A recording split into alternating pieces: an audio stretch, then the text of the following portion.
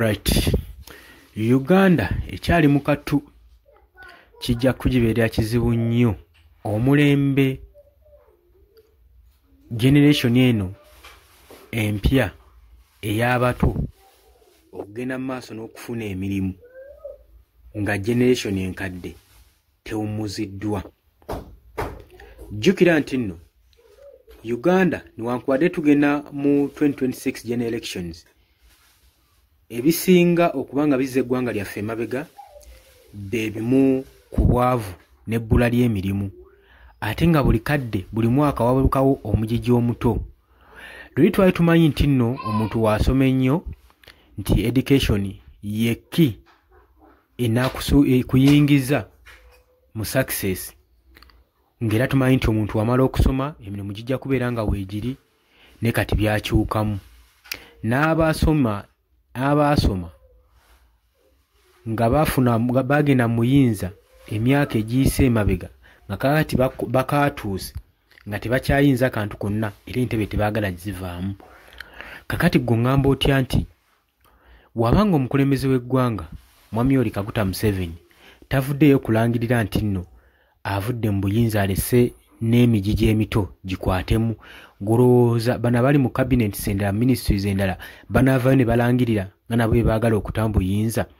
Yowaayo ngoza Mwami Yoweri Kaguta Museveni ayinza okuleka bakulu banne bamwabulire abagenze maaso n'okuzannya omulimu omunene okubanga bamukuumira mu buyinza. Ejjo twalabyeko nga Matiya Kasaizya minisita wa finance nekisaako ne Kakweza bavuddeyo ne balangira nga bagenda mu retirement. Naye ekyenkusesa ki tewali ye avuddeyo n'agamba nti nno kati mbitadde, wabula bonna bawoza balinga abagenda kwegamba nze nakirabye nga akabadi k'okunoonyezaamu akalulu ka mwaka kwa 2026 general elections, kubanga yavuddeyo n'agamba nti nno we munampa ekisanja kino kyokka kyokka kyengenda okuba nga nkomako sobole okuba nga mpummuzibwa. Kati bano aboogera bonna bo batunuulira mutuufu oba batunuulidde tebasukka kisanja kimu. Eggwanga lyetaaga ku migigi emijja, ku mitwe egiri fresh okusobola okulaba nga batwala eggwanga lyabwe mu maaso. Akagereke kiri nti nno gavumenti ebadde eggwanga eriwabisizza nnyo, oba bannamukadde be twandise abalemeza mu buyinza eggwanga bagenze mu maaso n'okuba nga bakola ki, balidibya. Ebizibu ebyaliwo mu myaka giri mu mirembe gyabwe si bye bizibu ebiriwo ku mirembe gya kaakati, n'engeri y'obisolovingamu yanjawulo nnyo n'okusinga ku ngeri gye baali basolovingamu ebizibu ku myaka gyabwe. Kati twetaaga abantu abakulidde mu mulembe guno ogwa .com, omulembe ogwa digito, basobole okuba nga bakwata mu nsi yaffe esobole okuba nga etambula ku mulembe gwa digito, kubanga kati ensi yaffe yalekebwa emabega. Ensi endala kigambibwa nti Uganda yeetaagisa ekyasanga kimu okusobola okulaba nga bazigoba, ate nga n'ezimu ziri mu Afirika. Ekyo kyenjagala omanye, okulaga kusigirako ekifaananyi ekitono ku level ki gye tulimu, kuba naabo bennyininyini abakaddiya batakyayinza ng'olaba nti nasaanidde okuba nga entebe agirekulira mu mirembe, akyayagala okuba nga agituddemu ng'agisigaddemu.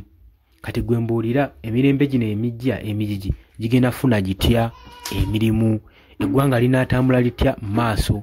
Kyobola bw'ogenda kwesanga nga rate esinga erinnye y'Abannayuganda bafuluma eggwanga lyabwe nga bagenda ebunaayira, nga bagenda mu buwaŋŋangusi okusobola okulaba nga banoonya emirimu. Abasinga weewaawo bakomawo, abasinga tebakomawo.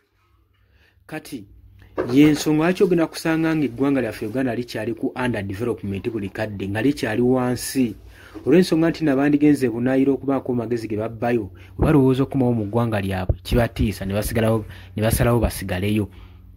Olw'ensonga eggwanga lyaffe buli kimu likirinnyirira, temuli ministries zeetengeredde, omusolo gufuuse omusolo, teri muntu kyakola ng'agenda kuba nga aterekako afuneko amagoba, buli kimu bakolera gavumenti. Kati ze zimu ku nsonga lwaki eggwanga lyaffe likyali mabega.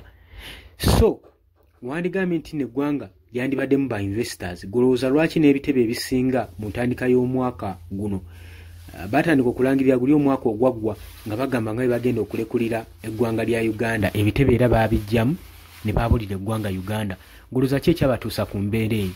Oza ki ekiviirako ba investors okubanga olaba nga bagayaala nnyo okujja mu ggwanga erya Uganda basobole okuba nga bainvestingamu? Lwaki? Emisolo mingi. Ate n'eggwanga lya Uganda terikyalimu demokrasiya. Constitution ekyoboolebwanga bweyagala. Kati gwe ngamba otya nti nno eggwanga lyaffe ligenda kubanga ligenda mu maaso? Kyokka olaba emitwe emito egitannatuuka kubanga girekulira mu kulembeze balimu, ng'olaba bakyalina kye bayinza okugatta ku ggwanga lyaffe mu maaso, be bawummuzibwa, be bakakibwa mu mbeera olw'okuba nti nno bagenda mu maaso n'okucriticizinga ku bikyamu ebigenda mu maaso n'ebikolebwa bannamukadde abalina personal desires ne interest mu ggwanga lyaffe, era tebaganyiza ggwanga lino okugenda mu maaso nakulaakulana. Bye bintu bye tuba tulina okulwanako ennyo. Kakati nze njagala mbategeeze eggwanga lyaffe nga tetunnateekawo constitution anywera kuteekawo age limits mu sectors zonna eggwanga terigenda genda mu maaso, era n'emigi gy'emito tegigenda kufuna mirimu. Munnansi agenda sigala nga akyabonaabona nga wabadde abonaabona.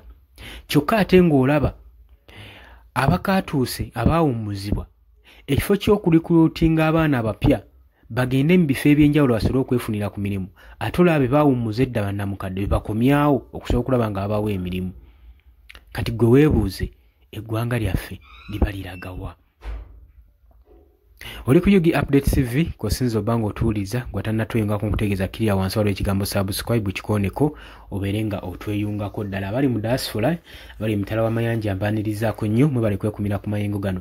Nagambye gwe agala otuyambisaamu ne kaddata ennamba ojja kuyita ku 256 ku +256 7601 26 756 yeyo jijja okuba ng'oyitako osobole okuba nga agala yina okusindikako obubaka ojja kuba oyita ku WhatsApp namba eyo, ojja kuba ng'osobola bulungi nnyo okuturinkingako okutufuna gwe mukwano gwange ali eyo ampuliriza.